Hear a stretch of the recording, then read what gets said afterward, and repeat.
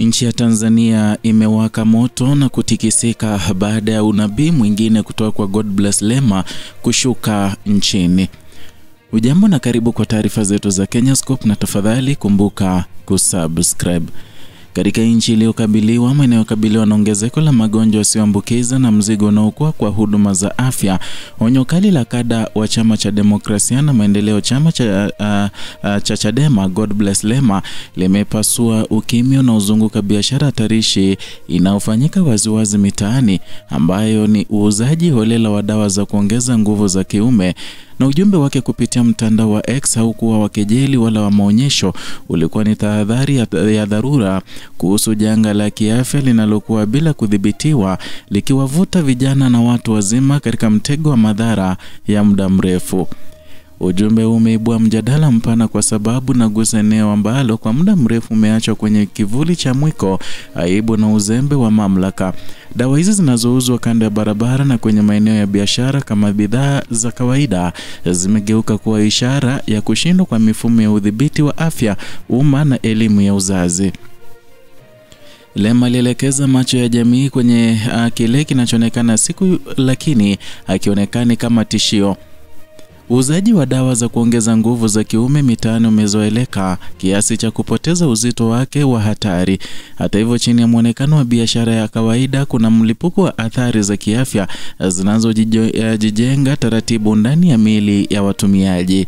Uhalisia huu unaendana na mwelekeo mpana wa afya nchini Tanzania, ambapo magonjwa yasiyoambukiza kama shinikizo la damu na matatizo ya figo yamekuwa yakiongezeka kwa kasi. Kilichokuwa kikiuzishwa na umri mkubwa sasa kinaonekana kwa vijana wadogo, hali inayotishia nguvu kazi ya taifa na kuongeza mzigo wa familia na mfumo wa afya. Na katika andiko lake, Lema alikumbusha kuwa swala hili alijaanza leo.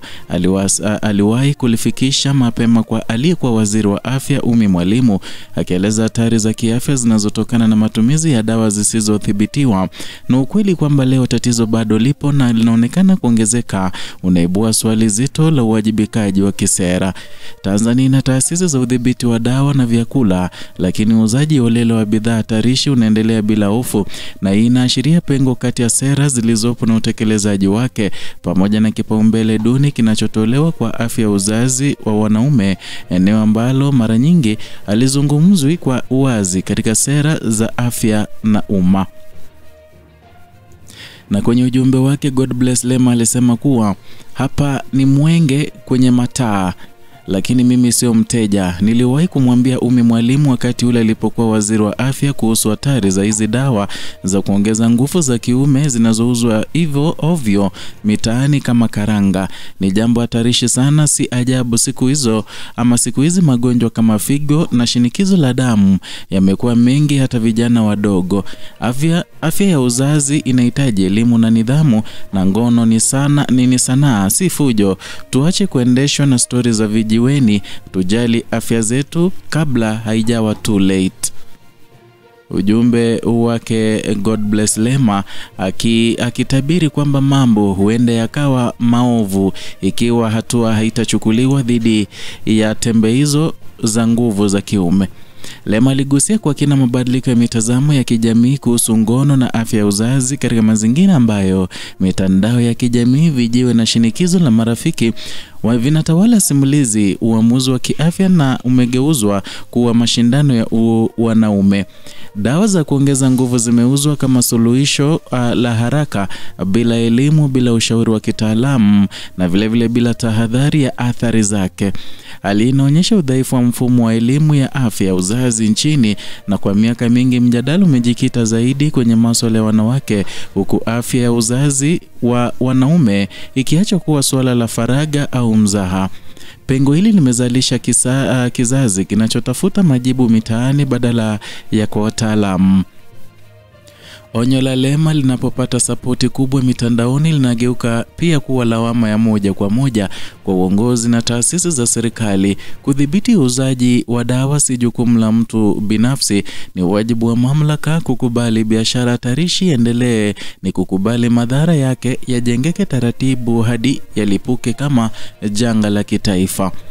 Historia ya Tanzania ina mifano mingi ya masuala ya afya yaliyopuuzwa hadi yakawa majanga, na kabla ya serikali kuchukua hatua kali, kila kuchelewa huongeza gharama na kwa maisha, kwa bajeti ya afya na kwa mustakabali wa taifa. Dawa za kuongeza nguvu zinauzwa kiholela, zinaingia katika mkondo huo huo wa uzembe usiotabirika. Ujumbe wa Lema umeonekana kuwa na kipekee kwa sababu umetoa mwanasiasa aliye tayari kuvunja mwiko, na katika mazingira ambayo viongozi wengi huogopa kugusa masuala yanayochukuliwa kuwa nyeti, hatua yake imefungua mjadala unaohitajika, na hii inaonyesha nafasi ya siasa za uwajibikaji katika kulinda afya ya jamii hata pale ambapo taasisi rasmi zinanyamaza. Hata hivyo, ujasiri wa mtu mmoja huwezi kuchukua nafasi ya sera madhubuti.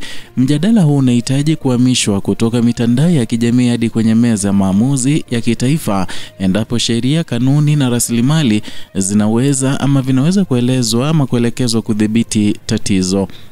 Msitizo wa Lema juu ya elimu sahihi ya afya ya uzazi unaweka bayana suluhisho la muda mrefu, na bila elimu wananchi wanaendelea kutafuta majibu rahisi kwa matatizo magumu. Elimu ya afya ya uzazi inayojumuisha wanaume na vijana ni nguzo muhimu ya kuzuia matumizi hatarishi ya dawa za kupunguza mzigo wa magonjwa yasiyoambukiza. Na katika nchi jirani, kampeni za afya ya umma zimeanza kushughulikia afya ya uzazi wa wanaume kwa uwazi zaidi. Tanzania, ikiwa kiongozi wa kikanda katika nyanja nyingi, ina wajibu wa kuacha nyuma aibu na kuwekeza katika elimu itakayolinda maisha ya raia wake. Ujumbe wa God Bless Lema ni zaidi ya tahadhari ya kiafya, na ni kioo kinachoonyesha namna ambavyo uongozi unavyopima thamani ya maisha ya wananchi. Taifa linaruhusu dawa hatarishi kuuzwa waziwazi, linatuma ujumbe kwamba afya ya watu wake si kipaumbele cha juu. Ukimwi wa leo unaweza kugeuka kuwa kilio cha kesho. Madhara ya dawa hizi hayaji kwa kelele, hujenga magonjwa polepole, huathiri familia na huua ndoto za vijana kabla hazijakomaa. Na Tanzania inapochagua kupuuza au kuchelewesha hatua, inachezea mustakabali wake wenyewe. Na afya ni mtaji wa taifa, na kuiacha mikononi mwa wauzaji wa mitaani ni sawa na kukubali kupoteza kizazi kizima kwa uzembe unaozuilika. Ndio hayo tuliokuandalia kutoka hapa Kenyascope, channel yako pendwa ambayo inakuletea taarifa hizi pamoja na zingine kwa kina bila kupindisha wala kuegemesha upande wowote. Hapa ndipo napata taarifa za kweli na za kuaminika. Zidi kuwa nasi kwa kutupa support yako kwa kusubscribe, kulike na kushare video zetu ili tuende mbele pamoja. Kumbuka vile vile kugonga alama ya kengele ili uweze kupokea alerts kila wakati tunapoleta video mpya ama tunapo upload video mpya.